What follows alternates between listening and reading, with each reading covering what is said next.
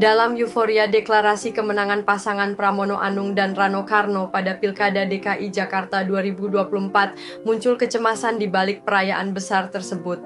Meskipun hasil quick count mengindikasikan keunggulan mereka, hasil resmi dari Komisi Pemilihan Umum (KPU) belum dirilis. Ketegangan ini mencerminkan realitas politik Indonesia yang kompleks, di mana optimisme sering bersanding dengan kekhawatiran.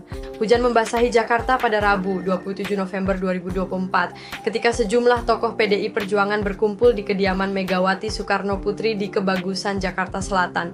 Pemimpin partai seperti Hasto Kristianto, Deddy Sitorus, dan Roni Talapesi terlihat hadir sejak pagi. Bahkan pengacara senior Todung Mulya Lubis turut bergabung.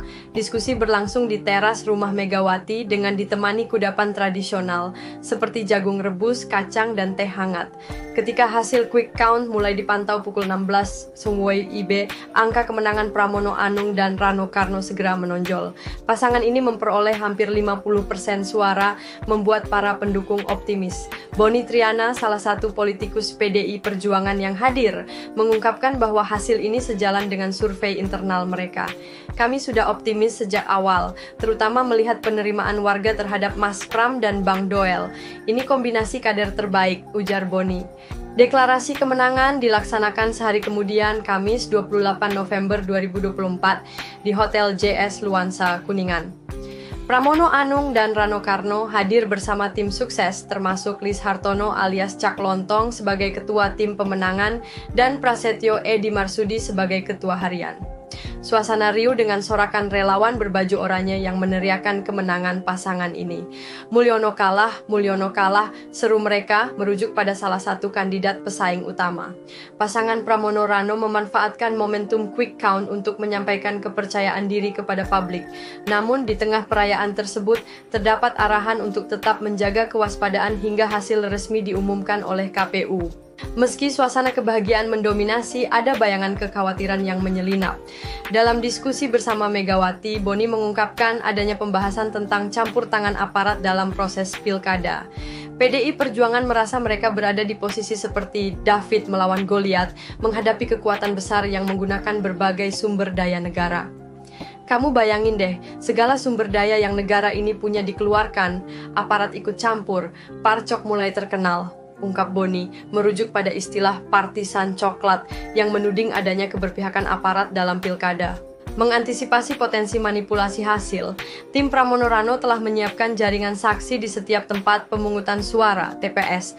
Saksi-saksi ini dilengkapi aplikasi khusus untuk pelaporan hasil secara real-time. Sistem ini diharapkan mampu melindungi suara dan memberikan data real count internal yang dapat digunakan untuk melawan klaim palsu dari pihak lain. Selain itu, konsolidasi tim tersebar di berbagai lokasi strategis, seperti kantor DPP dan DPD PDI Perjuangan DKI Jakarta. Langkah ini memperkuat kesiapan mereka dalam menghadapi kemungkinan sengketa hasil pilkada. Deklarasi kemenangan di Hotel JS Luansa tidak hanya dirayakan oleh tim pemenangan, tetapi juga oleh jejaring relawan yang memadati lokasi. Mereka bertepuk tangan dan bersorak dalam kegembiraan. Di sisi lain, suasana riang ini juga diimbangi oleh koordinasi strategis untuk menjaga keberlanjutan momentum hingga pengumuman resmi KPU.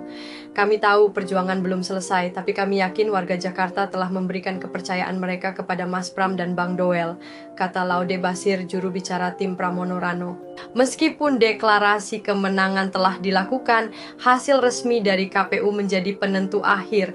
Dinamika politik pasca Pilkada DKI Jakarta 2024 ini mencerminkan tantangan yang kerap dihadapi oleh demokrasi Indonesia.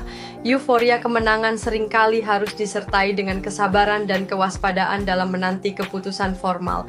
Dengan langkah-langkah strategis dan optimisme yang terus dijaga, tim Pramono Rano berharap kemenangan ini tidak hanya menjadi hasil dari quick count, tetapi juga mendapatkan legitimasi penuh dari hasil real count KPU.